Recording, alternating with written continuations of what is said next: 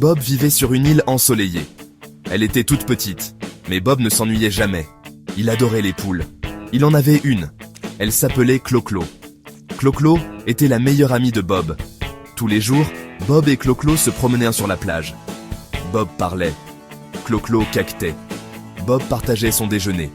Clo-Clo picorait les miettes. Bob était heureux. Clo-Clo était heureuse. Un jour, Bob rencontra un fermier. Le fermier avait beaucoup de poules. Bob était très excité. Il échangea une noix de coco contre une poule. Puis, il échangea un ananas contre une autre poule. Bob avait maintenant 3 poules. Bob adorait ses poules. Il leur parlait. Il leur chantait des chansons. Il leur a même construit une petite maison. C'était un manoir pour poules.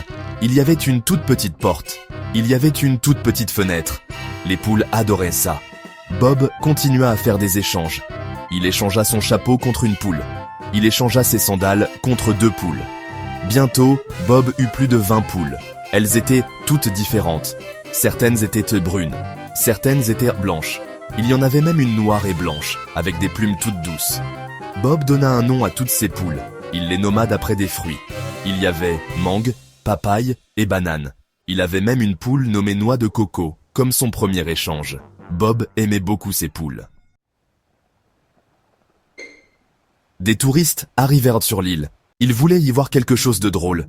Bob eut une idée. Il allait faire un spectacle de poules. Bob construisit une petite scène. Il fabriqua de minuscules costumes. Il écrivit même une chanson. Bob répéta avec ses poules. Elles portèrent des chapeaux. Elles portaient des foulards. Elles portaient même de minuscules lunettes de soleil. Bob riait. C'était un spectacle très rigolo.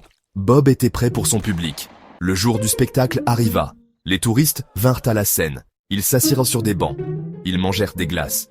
Ils étaient prêts à passer un bon moment. Bob amena ses poules. Le spectacle allait commencer.